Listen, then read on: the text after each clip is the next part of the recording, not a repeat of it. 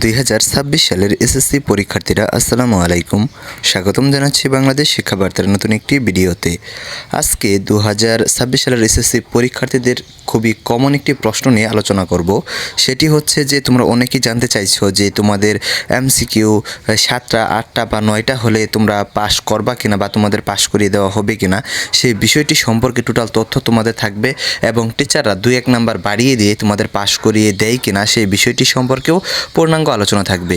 তো তোমরা যারা শিক্ষার্থীরা রয়েছো তোমরা অবশ্যই প্রথম থেকে শেষ পর্যন্ত দেখার চেষ্টা করো, তাহলে তোমাদের অনেকের চিন্তা দূর হয়ে যাবে যারা চিন্তাগ্রস্ত রয়েছে, এবং অনেকেই কিন্তু যারা সঠিক তথ্য জানো না তোমরা সঠিক তথ্যটা জানতে পারবা যে আসলে সিস্টেমটা কীরকম। তোমাদের 2-1 নাম্বার বাড়িয়ে দিয়ে যদি পাস করিয়ে দেওয়া হয় কাদেরকে দেওয়া হয় এবং কাদেরকে দেওয়া হয় না, এবং এমসিকিউতে যদি 2-1 নাম্বার কম পায় যেমন 7, 8, 9 এরকম পায় তাহলে সেক্ষেত্রে পাস করিয়ে দেওয়া হয় কিনা বা 2-1 নাম্বার বাড়িয়ে দিয়ে পাস করিয়ে দেওয়া হয় কিনা। বা অনেকেই প্রশ্ন করেছো যে এমসিকিউতে 9 পেয়েছি 8 পেয়েছি আমি কি পাস করবো কিনা একটু প্লিজ জানাবেন, এরকম অনেকেই প্রশ্ন করেছো। সবার প্রশ্নের কিন্তু উত্তর দেওয়া সম্ভব না, তাই ভিডিওর মাধ্যমে সকলকে জানিয়ে দিচ্ছি, তোমরা সবাই জেনে নাও।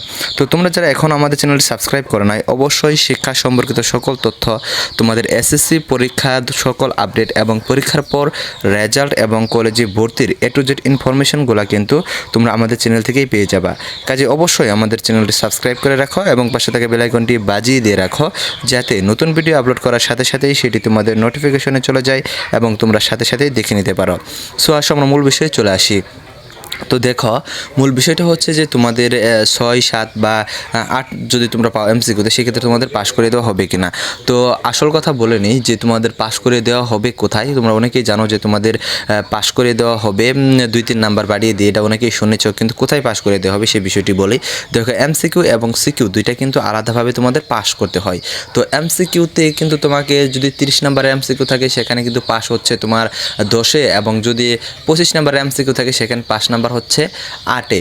যেহেতু তোমাদের যারা সায়েন্সে রয়েছে তাদেরকে গ্রুপ ভিত্তিক সাবজেক্ট রয়েছে, সেখানে কিন্তু আবার তোমাদের 25টা কিন্তু এমসিকিউ হয়ে থাকে, সেক্ষেত্রে কিন্তু 8-এ পাস। সেক্ষেত্রে যদি 7 পায় বা 6 পায় সেক্ষেত্রে পাস করবে কিনা, বা যেসব খাতাতে তোমাদের বা যেসব সাবজেক্টে তোমাদের এমসিকিউ হচ্ছে 10-এ পাস সেখানে যদি 9 পায় বা 8 পায় সেক্ষেত্রে পাস করবে কিনা, এটাই সকলের প্রশ্ন। এখন এই ক্ষেত্রে এমসিকিউ খাতাটা কিন্তু দেখা হয় ওএমআর মেশিনের মাধ্যমে, এটা কিন্তু তোমরা সকলেই জানো।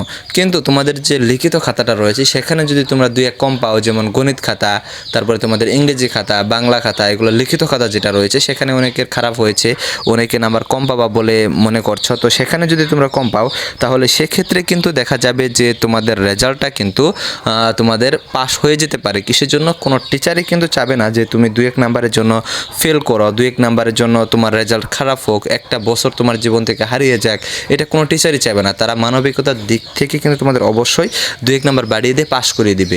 কিন্তু তুমি আটকে যাবা কোথায় সেই বিষয়টি বলি, যেটা নিয়ে তোমাদের সকলের প্রশ্ন যে এমসিকিউতে 2-1 নাম্বার বাড়িয়ে দিয়ে পাস করিয়ে দেওয়া হবে কিনা।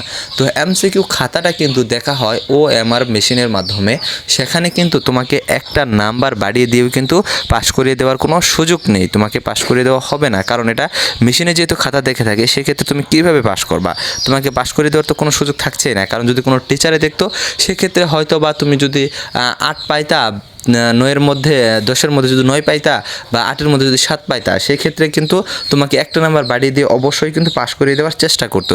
কিন্তু সেই সুযোগটা কিন্তু এমসিকিউ এর ক্ষেত্রে কিন্তু থাকছে না। কিসের জন্য থাকছে না? কারণ হচ্ছে এটা মেশিনের খাতা দেখে, মেশিনের আবেগ নাই, বিবেক নাই, কিচ্ছু নাই, মেশিন তোমাকে কীভাবে পাস করিয়ে দিবে। তো এই বিষয়টি তোমাদের অবশ্যই জানা থাকতে হবে। আর তোমাদের বাংলা প্রথম, বাংলা দ্বিতীয় এবং ইংরেজি প্রথম, ইংরেজি দ্বিতীয় তোমাদের অনেকের সমস্যা হয়েছে, আবার অনেকেই A+ নিয়ে চিন্তিত রয়েছে যে ইংরেজিতে একটাতে আমি 70 পাবো আরেকটাতে 90-এর উপরে পাবো, সেক্ষেত্রে আমার A+ আসবে কিনা। হ্যাঁ, আসবে। তোমার 2টা নাম্বার কিন্তু একসাথে যোগ করে তারপরে 2 দিয়ে ভাগ করে অর্থাৎ গড় করে কিন্তু যদি তোমার A+ থাকে তাহলে কিন্তু সেক্ষেত্রে তোমার A+ চলে আসবে। পাশের ক্ষেত্রেও ফেলের ক্ষেত্রেও কিন্তু ঠিক একই সিস্টেম। যদি তুমি বাংলা এমসিকিউতে প্রথম পত্রে 30 পেলা, বাংলা দ্বিতীয় পত্র ধরো যে 30-এর মধ্যে পেলা তুমি, যেহেতু তোমার 10-এ পাস 30টা যদি এমসিকিউ থাকে সেখানে 8 পেলা, তার মানে তুমি 2 নাম্বার কম পাচ্ছ। তো সেখানে তুমি বাংলা প্রথম পত্রে পেলা ধরো 20 নাম্বার পেলা, তাহলে 20 আর এখানে হচ্ছে 28 28 নাম্বার, যেখানে তোমার 10 10 20 দুইটা মিলে 20-এ হচ্ছে 5 নাম্বার, তাহলে তুমি 28 পাচ্ছ। তার মানে একটা সাবজেক্টে ফেল করেও কিন্তু তুমি পাস করে যাচ্ছ। এটা শুধুমাত্র বাংলা এবং ইংরেজি সাবজেক্টের ক্ষেত্রে, অন্য কোনো সাবজেক্টে কিন্তু এই নিয়ম প্রযোজ্য হবে না। তো আশা করছি তোমরা যারা শিক্ষার্থীরা রয়েছে তোমাদের উত্তর তোমরা পেয়ে গেছো। তো তোমাদের পরবর্তীতে তোমাদের যদি কোনো প্রশ্ন থাকে অবশ্যই প্রশ্নগুলো জিজ্ঞেস করবা, ইনশাআল্লাহ আমি উত্তর দেওয়ার চেষ্টা করব। ধন্যবাদ সকলকে পুরো ভিডিওটি দেখার জন্য।